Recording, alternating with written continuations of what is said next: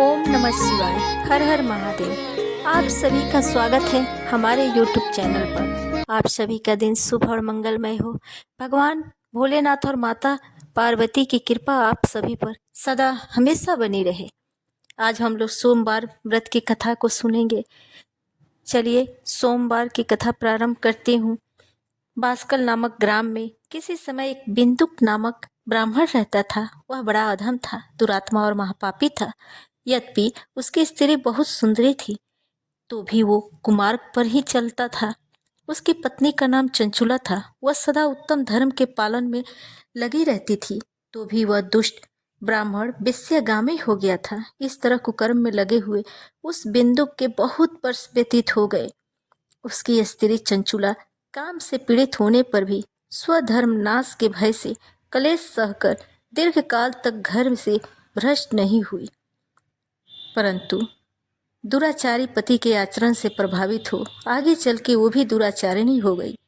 इस तरह दुराचार में डूबे हुए उन मूढ़ चित्त वाले पति पत्नी का बहुत सा समय व्यर्थ बीत गया। तदंतर शूद्र जातीय वेश्या का पति बना हुआ वह दूषित बुद्धि वाला दुष्ट ब्राह्मण बिंदु समय अनुसार मरकर नरक में जा पड़ा। बहुत दिनों तक नरक का दुख भोग कर वह मूढ़ बुद्धि पापी विंध्य पर्वत पर भयंकर पिशाच हुआ। इधर उस दुराचारी पति बिंदु के मर जाने पर वह मूढ़ हृदय चंचुला बहुत समय तक अपने पुत्रों के साथ अपने घर में ही रही। एक दिन देव योग से किसी पुण्य पर्व के आने पर वह अपने भाई बंधुओं के साथ गौकर्ण क्षेत्र में गई। तीर्थयात्रियों के संग से उसने भी उस समय जाकर किसी तीर्थ के जल में स्नान किया। फिर वह साधारणतया मेला देखने की दृष्टि से बंधुजनों के साथ यत्र तत्र घूमने लगी। घूमती घामती किसी देव मंदिर में गई और वहां उसने एक देव यज्ञ ब्राह्मण के मुख से भगवान शिव की परम पवित्र एवं मंगलकारिणी उत्तम पौराणिक कथा सुनी। कथावाचक ब्राह्मण कह रही थी कि जो स्त्री पुरुषों के साथ व्यभिचार करती है वो मरने के बाद यमलोक जाती है। तब यमलोक के दूत उनकी योनि में तपे हुए लोहे का परिध डालते हैं। पौराणिक ब्राह्मण के मुख से यह वैराग्य बढ़ाने वाली कथा सुनकर चंचुला भय से व्याकुल होकर वहां पर कांपने लगी। कथा समाप्त हुई और सुनने वाले सब लोग बाहर चले गए।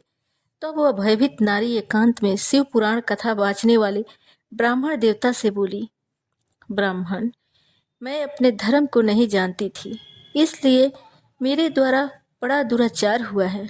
स्वामीन, मेरे ऊपर अनुपम कृपा करके आप मेरा उद्धार कीजिए। आज आपके वैराग्य रस से ओतप्रोत इस प्रवचन को सुनकर मुझे बड़ा भय लग रहा है। मैं कांप उठी हूँ और मुझे इस संसार से वैराग्य हो गया है। मुझ मूर्छित वाली पापनी को धिक्कार है। मैं सर्वदा निंदा के योग्य हूँ, कुत्सित विषयों में फंसी हुई हूँ और अपने धर्म से विमुख हो गई हूँ। हाय, न जाने किस किस घोर कष्टदायक दुर्गति में मुझे पड़ना पड़ेगा और वहाँ कौन बुद्धिमान पुरुष कुमार्ग में मन लगाने वाले मुझ पापने का साथ देगा। मृत्यु काल में उन भयंकर यमदूतों को मैं कैसे देखूंगी? जब वे बलपूर्वक मेरे गले में फंदे डालकर मुझे बांधेंगे, तब मैं कैसे धीरज धारण कर सकूंगी? नरक में जब मेरे शरीर के टुकड़े टुकड़े किए जाएंगे, उस समय विशेष दुख देने वाली उस महायातना का वहां मैं कैसे सहूंगी? हाय, मैं मारी गई, मैं जल गई, मेरा हृदय विदीर्ण हो गया और मैं सब प्रकाश से नष्ट हो गई, क्योंकि मैं हर तरह से पाप में डूबी रही हूँ। ब्राह्मण, आप ही मेरे गुरु, आप ही मेरे माता और आप ही पिता हैं। आपके शरण में आई, मुझे दीन अबला पर आप ही उद्धार कीजिए।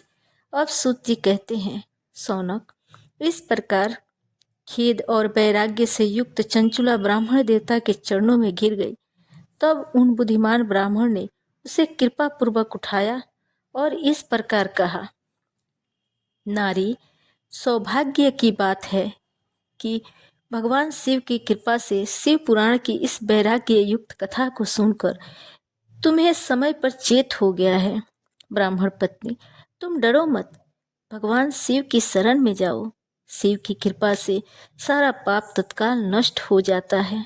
मैं तुमसे भगवान शिव की कृति कथा से युक्त उस परम वस्तु का वर्णन करूंगा जिससे तुम्हें सदा सुख देने वाली उत्तम गति प्राप्त होगी। शिव की उत्तम कथा सुनने से ही तुम्हारी बुद्धि पश्चाताप से युक्त एवं शुद्ध हो गई है। साथ ही तुम्हारे मन में विषयों के प्रति वैराग्य हो गया है। पश्चाताप ही पाप करने वाले पापियों के लिए सबसे बड़ा प्रायश्चित है। सत्पुरुषों ने सब के लिए पश्चाताप को ही सब पापों का शोधक बताया है। पश्चाताप से ही सब पापों की शुद्धि होती है। जो पश्चाताप करता है वही वास्तव में पापों का प्रायश्चित करता है, क्योंकि सत्पुरुषों ने समस्त पापों की शुद्धि के लिए प्रायश्चित का उपदेश किया है। वह सब पश्चाताप से संपन्न हो जाता है। जो पुरुष विधि पूर्वक प्रायश्चित करके निर्भय हो जाता है पर अपने कुकर्म के लिए पश्चाताप नहीं करता, उसे प्रायः उत्तम गति प्राप्त नहीं होती है। परंतु जिसे अपने कुकृत्य पर हार्दिक पश्चाताप होता है वह अवश्य उत्तम गति का भागी होता है, इसमें संशय नहीं है। इस शिव पुराण की कथा सुनने से जैसे चित्त की शुद्धि होती है वैसे दूसरे उपायों से नहीं होती। जैसे दर्शन साफ करने पर निर्मल हो जाता है, उसी प्रकार इस शिव पुराण की कथा से चित्त अत्यंत शुद्ध हो जाता है, इसमें संशय नहीं है। मनुष्यों के शुद्ध चित्त में जगदम्बा पार्वती सहित भगवान शिव विराजमान रहते हैं। इससे वह विशुद्ध आत्मा पुरुष श्री सांब सदाशिव के पद को प्राप्त होता है। इस उत्तम कथा का श्रवण समस्त मनुष्यों के लिए कल्याण का बीज है। अतः यथोचित मार्ग से इसकी आराधना अथवा सेवा करनी चाहिए। वह भवबंधन रूपी रोग का नाश करने वाली है। भगवान शिव की कथा को सुनकर फिर अपने हृदय में उनका मनन एवं निधिध्यासन करना चाहिए। इससे पूर्णतया चित्त शुद्धि होती है। चित्त शुद्धि होने पर महेश्वर की भक्ति अपने दोनों पुत्रों ज्ञान और वैराग्य के साथ निश्चय ही प्रकट होती हैं। तत्पश्चात महेश्वर के अनुग्रह से दिव्य मुक्ति प्राप्त होती है, इसमें संशय नहीं है। जो मुक्ति से वंचित है उसे पशु समझना चाहिए, क्योंकि उसका चित्त माया के बंधन में आसक्त है। वह निश्चय ही संसार बंधन से मुक्त नहीं हो पाता। ब्राह्मण पत्नी, इसलिए तुम विषयों से मन हटा ले और भक्ति भाव से इस भगवान की पावन कथा को सुनो। परमात्मा शंकर की इस कथा को सुनने से तुम्हारे चित्त की शुद्धि होगी और इससे तुम्हें मोक्ष की प्राप्ति हो जाएगी। जो निर्मल चित्त से भगवान शिव के चरणारविंदों का चिंतन करता है उसकी एक ही जन्म में मुक्ति हो जाती है। यह मैं उत्तम सत्य कहता हूँ।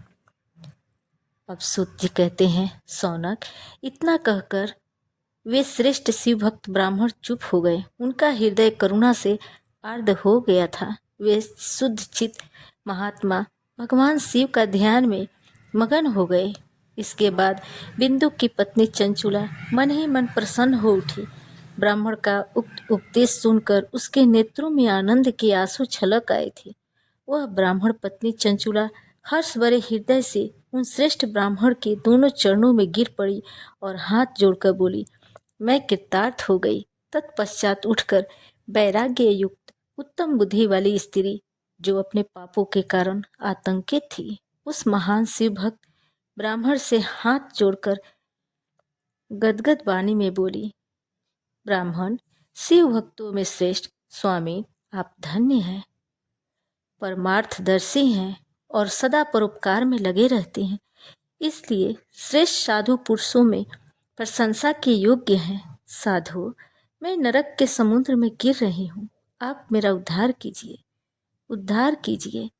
पौराणिक अर्थ तत्व से संपन्न जिस सुंदर शिव पुराण की कथा को सुनकर मेरे मन में संपूर्ण विषयों से वैराग्य उत्पन्न हो गया है, उसे इस शिव पुराण को सुनने के लिए मेरे मन में बड़ी श्रद्धा हो रही है। सूत जी कहते हैं, ऐसा कहकर हाथ जोड़कर उनका अनुग्रह पाकर चंचुला उस शिव पुराण की कथा को सुनने की इच्छा मन में लिए उन ब्राह्मण देवता की सेवा में तत्पर हो वहां रहने लगी। तदंतर शिव भक्तों में श्रेष्ठ और शुद्ध बुद्धि वाले ब्राह्मण देवता ने उसी स्थान पर उस स्त्री को शिव पुराण की उत्तम कथा सुनाई। इस प्रकार उस गौकर्ण नामक महाक्षेत्र में उन्हीं श्रेष्ठ ब्राह्मण से उसने शिव पुराण की परम उत्तम कथा सुनी, जो भक्ति, ज्ञान और वैराग्य को बढ़ाने वाली तथा मुक्ति प्रदान करने वाली है।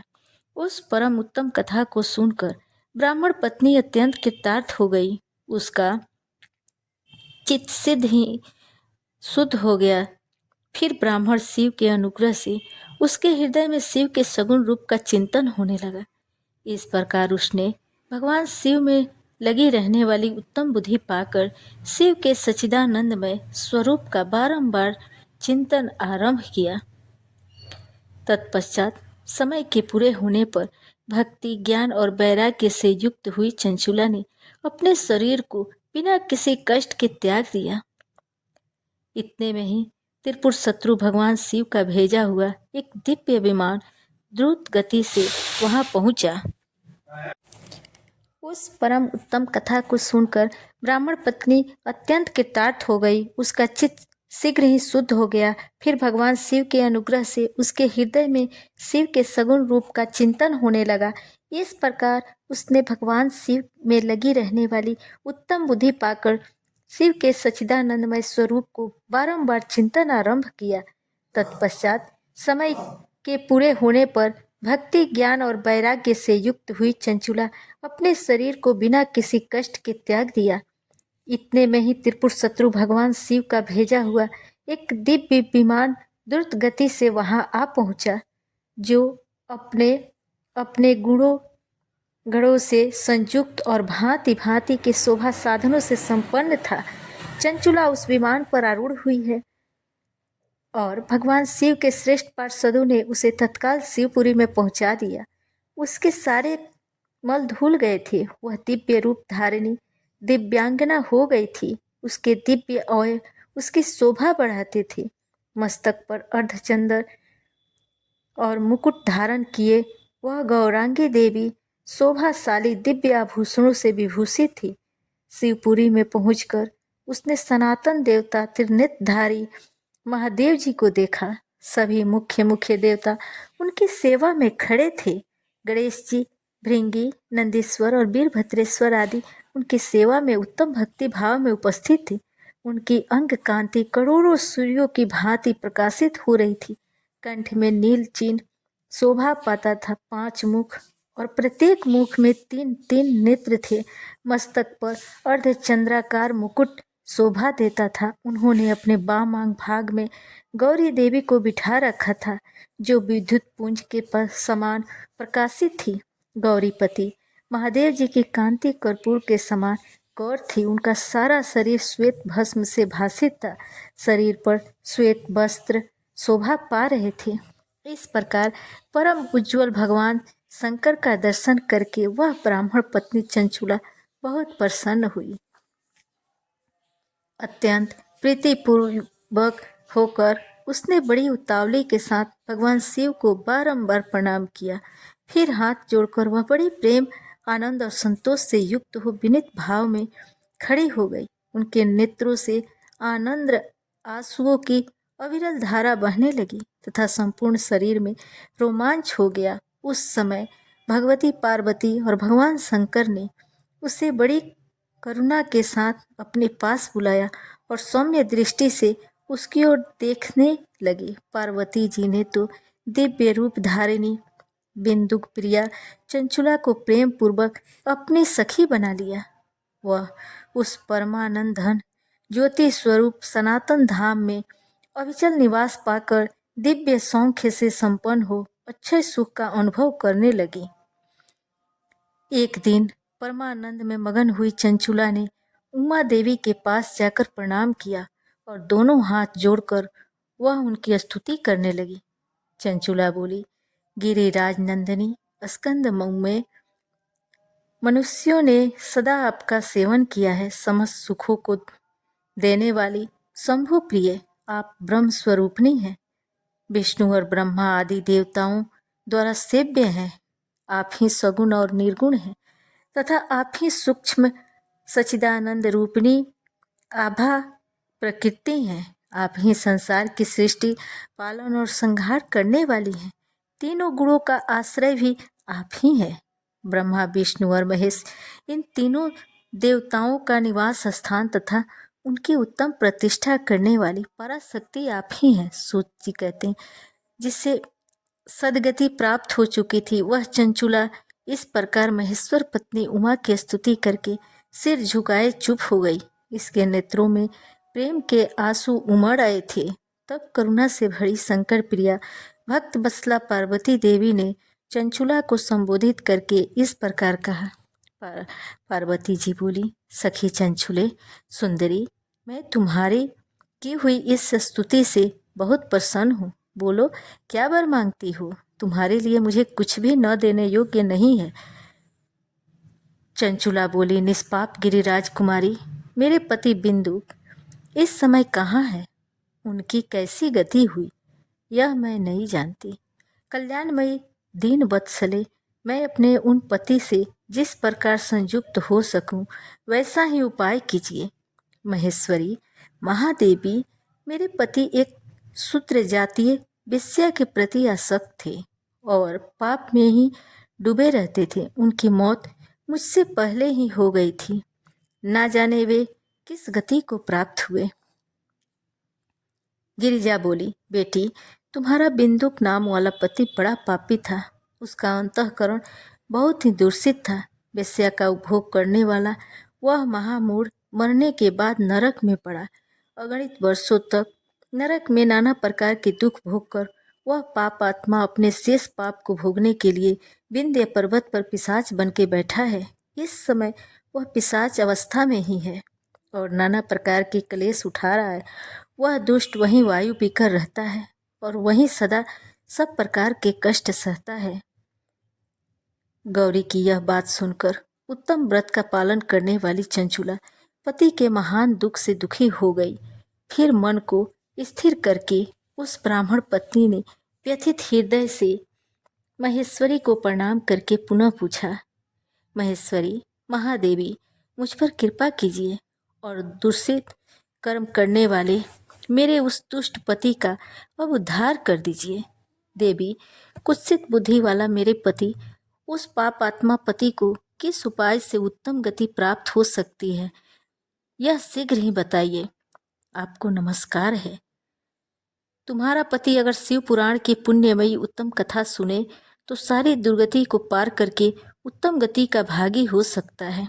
अमृत के समान मधुर अक्षरों से युक्त गौरी देवी का यह वचन आदर पूर्वक सुनकर चंचुला ने हाथ जोड़कर मस्तक झुकाकर उन्हें बारंबार प्रणाम किया और अपने पति के समस्त पापों की शुद्धि तथा उत्तम गति की प्राप्ति के लिए पार्वती देवी से यह प्रार्थना की, मेरे पति को शिव पुराण सुनाने की व्यवस्था होनी चाहिए। उस ब्राह्मण पत्नी के बारंबार प्रार्थना करने पर शिव प्रिया गौरी को बड़ी दया आ गई। उन भक्त वत्सला महेश्वरी गिरिराज कुमारी ने भगवान शिव की उत्तम कीर्ति का गान करने वाले गंधर्व राज तुमरू को बुलाकर उनसे प्रसन्नता पूर्वक इस प्रकार कहा, तुमरू, तुम्हारी भगवान शिव में प्रीति है। तुम मेरे मन की बातों को जानकर मेरे अभीष्ट कार्यों को सिद्ध करने वाले हो। इसलिए मैं तुमसे एक बात कहती हूँ, तुम्हारा कल्याण हो। तुम मेरी इस सखी के साथ शीघ्र ही विंध्य पर्वत पर जाओ। वहाँ एक महाघोर और भयंकर पिशाच रहता है। उसका वृत्तांत तुम आरंभ से ही सुनो। मैं तुमसे प्रसन्नता पूर्वक सब कुछ बताती हूँ। पूर्व जन्म में वह पिशाच बिंदुक नामक ब्राह्मण था। मेरी इस सखी चंचुला का पति था, परंतु वह दुष्ट वेश्यागामी हो गया। स्नान, संध्या आदि नित्य कर्म छोड़कर अपवित्र रहने लगा। क्रोध के कारण उसकी बुद्धि और मूर्खता छा गई। वह कर्तव्य का विवेक नहीं कर पाता था। अभक्ष्य भक्षण, सज्जनों से द्वेष और दूषित वस्तुओं का दान लेना, यही उसका स्वाभाविक कर्म बन गया था। अब अस्त्र शस्त्र लेकर हिंसा करता बाएं हाथ से खाता, दीनों को सताता और क्रूरतापूर्व पराए घरों में आग लगा देता। चंडालों से प्रेम करता, प्रतिदिन वेश्या के संपर्क में रहता था। बड़ा दुष्ट था वह पापी। अपनी पत्नी का परित्याग करके दुष्टों के संग में ही आनंद मानता था। वह मृत्यु पर्यंत दुराचार में ही फंसा रहा। फिर अंत काल आने पर उसकी मौत हो गई। वह पापियों के भोग स्थान घोर यमपुर में गया और वहां बहुत से नरकों का भोग करके वह दुष्ट आत्मा जीव इस समय विंध्य पर्वत पर पिशाच बना हुआ है। वही वह दुष्ट पिशाच अपने पापों का फल भोग रहा है। तुम उसके आगे यत्नपूर्वक शिव पुराण की उस दिव्य कथा का प्रवचन करो जो परम पुण्यमयी तथा समस्त पापों का नाश करने वाली है। शिव पुराण की कथा का श्रवण सबसे उत्कृष्ट पुण्य कर्म है। उससे उसका हृदय शीघ्र ही समस्त पापों से शुद्ध हो जाएगा। वह प्रेत योनि का परित्याग कर देगा। उस दुर्गति से मुक्त होने पर बिंदुक नामक पिशाच को मेरी आज्ञा से विमान में बैठाकर तुम भगवान शिव के समीप ले आओ। महेश्वरी उमा के इस प्रकार आदेश पर गंधर्वराज तुमरु मन ही मन बड़े प्रसन्न हुए। उन्होंने अपने भाग्य की सराहना की। तत्पश्चात उस पिशाच की सती साध्वी पत्नी चंचुला के साथ विमान पर बैठकर नारद के प्रिय मित्र तुमरु वेग पूर्वक विंध्याचल पर्वत पर गए जहां वह पिशाच रहता था। वहां उन्होंने उस पिशाच को देखा। उसका शरीर विशाल था, ठोड़ी बहुत बड़ी थी। वह कभी हंसता, कभी रोता, कभी उछलता, कभी उसकी आकृति बड़ी विकराल थी। भगवान शिव की उत्तम कीर्ति का गान करने वाले महाबली तुमरु ने उस भयंकर पिशाच को पासों में बांध लिया। तुमरु ने शिव पुराण की कथा बाँचने का निश्चय करके महोत्सव युक्त स्थान और मंडप आदि की रचना की। इतने में ही संपूर्ण लोकों में बड़े वेग से यह प्रचार हो गया कि देवी पार्वती की आज्ञा से एक पिशाच का उद्धार करने के उद्देश्य से शिव पुराण की उत्तम कथा सुनाने के लिए तुमरु विंध्य पर्वत पर गए हैं। फिर तो उस कथा को सुनने के लोभ से बहुत से देवर्षि भी शीघ्र वहां पहुंच गए। आदर पूर्वक शिव पुराण सुनने के लिए आए हुए लोगों का उस पर्वत पर बड़ा अद्भुत और कल्याणकारी समाज जुट गया। फिर तुमरु ने उस पिशाच को पासों में बांधकर आसन पर बिठाया। हाथ में बीड़ा लेकर गौरीपति की कथा का आरंभ किया। पहली अर्थात विद्येश्वर संहिता से लेकर 7वीं वायु संहिता तक महात्म्य सहित शिव पुराण की कथा का उन्होंने स्पष्ट वर्णन किया। 7 संहिताओं सहित शिव पुराण का आदर पूर्वक श्रवण करके वे सभी श्रोता पूर्ण रूप से कृतार्थ हो गए। उस परम पुण्यमय शिव पुराण को सुनकर उस पिशाच ने अपने सारे पापों को धोकर उस पैशाचिक शरीर को त्याग दिया। फिर तो शीघ्र ही उस रूप में दिव्य हो गया। अंग कांति गौर वर्ण की हो गई। शरीर पर श्वेत वस्त्र और सब प्रकार से पुरुषोचित आभूषण उसको आगे को उद्भासित करने लगी। वह त्रिनेत्रधारी चंद्रशेखर रूप हो गया। इस प्रकार दिव्य देहधारी रूप होकर श्रीमान बिंदुक अपनी प्राण वल्लभा चंचुला के साथ स्वयं भी पार्वती वल्लभ भगवान शिव का गुणगान करने लगा। उसकी स्त्री की इस प्रकार से सुशोभित देख वे सभी देवर्षि बड़े विस्मित हुए। उनका चित्त परमानंद से परिपूर्ण हो गया। भगवान महेश्वर का वह अद्भुत चरित्र सुनकर वे सभी श्रोता परम कृतार्थ हो प्रेम पूर्वक श्री शिव का यशोगान करते हुए अपने अपने धाम को चले गए। दिव्य देहधारी श्रीमान बिंदुक भी सुंदर विमान पर अपने प्रियतमा के पास बैठकर सुखपूर्वक आकाश में स्थित हो बड़ी शोभा पाने लगा। तदंतर महेश्वर के सुंदर एवं मनोहर गुणों का गान करता हुआ वह अपनी प्रियतमा और तुमरु के साथ शीघ्र ही शिव धाम में जा पहुंचा। वहां भगवान महेश्वर तथा पार्वती देवी ने प्रसन्नता पूर्वक बिंदुक का बड़ा सत्कार किया और उसे अपना पार्षद बना लिया। उसकी पत्नी चंचुला पार्वती जी की सखी हो गई। उस धनीभूत ज्योति स्वरूप परमानंदमय सनातन धाम में अविचल निवास पाकर वे दोनों दंपति परम सुखी हो गए। अब हम लोग शिव चालीसा और भगवान भोलेनाथ की आरती को सुनेंगे। जय गणेश गिरिजा सुवन मंगल मूल सुजान, कहत अयोध्या दास तुम, देऊ अभय वरदान। जय गिरिजापति दीन दयाला, सदा करत संतन प्रतिपाला। भाल चंद्रमा सोहत नीके, कानन कुंडल नाग फनीके। अंग गौर सिर गंग बहाए, मुंड माल तन छार लगाए। वस्त्र खाल बाघंबर सोहे, छवि को देख नाग मुनि मोहे। मैना मातु की हवे दुलारी, पाम अंग सोहत छवि न्यारी। कर त्रिशूल सोहत छवि भारी, करे सदा शत्रुन क्षयकारी। नंदी गणेश सोहे तह कैसे, सागर मध्य कमल है जैसे। कार्तिक श्याम और गण राऊं, या छवि को कही जात न काऊं। दीवन जब ही जाय पुकार, तब ही दुख प्रभु आप निवारा। किया उपद्रव तारक भारी, देवन सब मिली तुम ही जुआरी।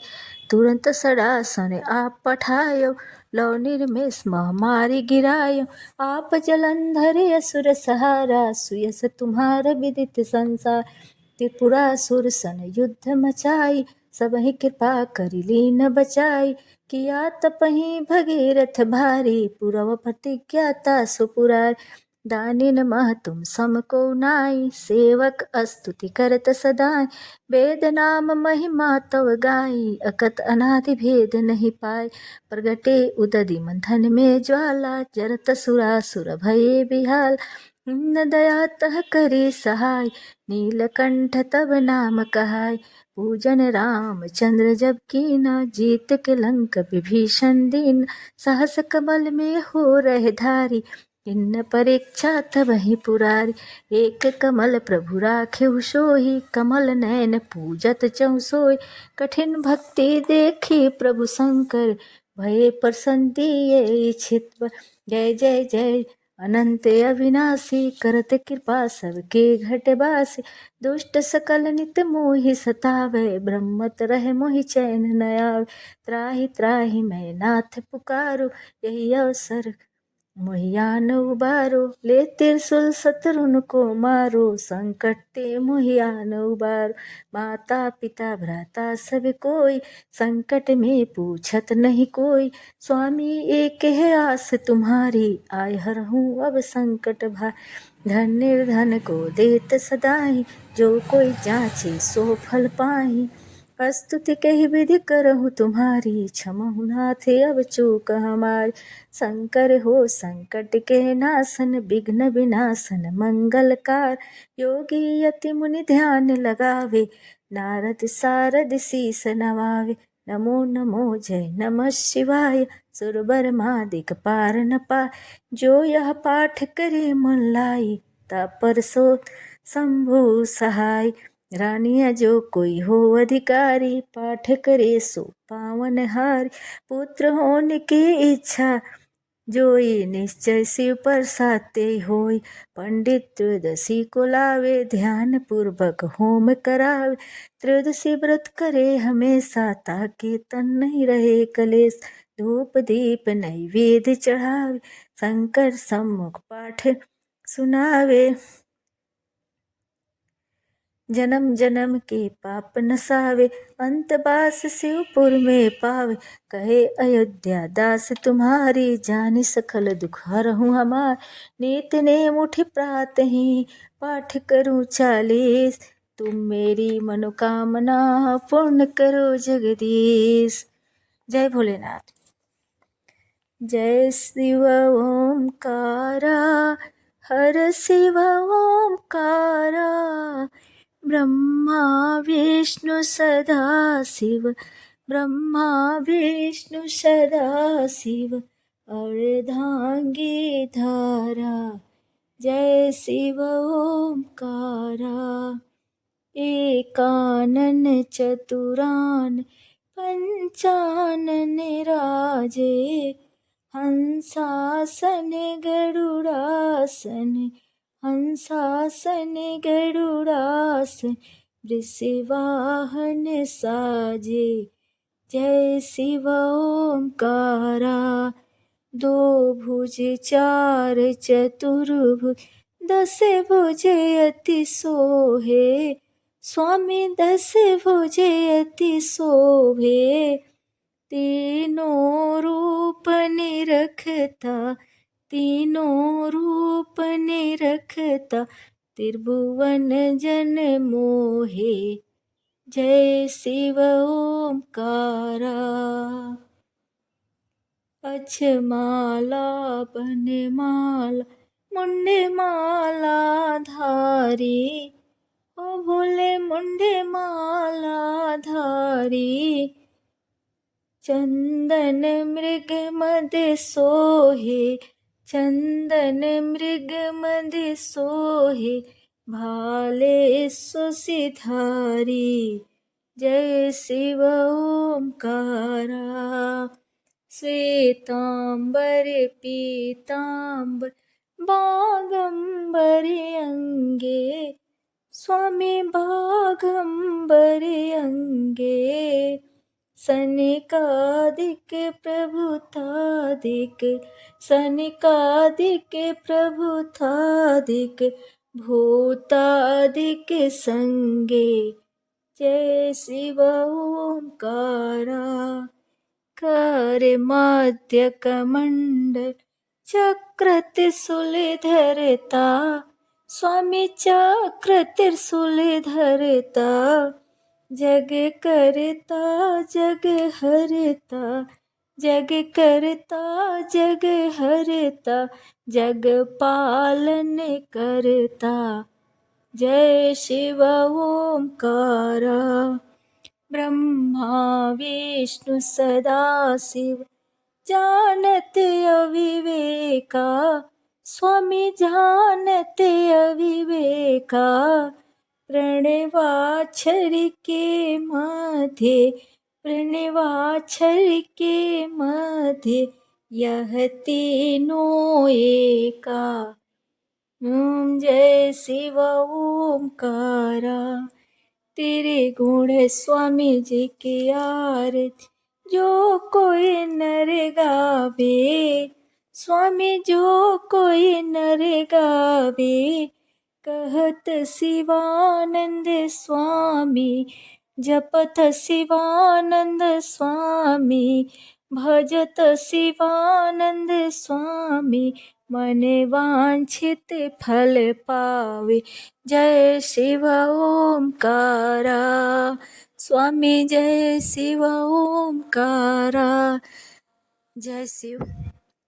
ओम नमः शिवाय। हर हर महादेव। आज हम लोग सोमवार व्रत की कथा को सुने।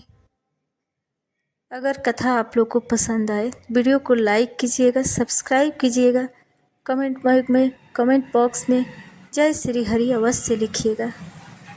धन्यवाद।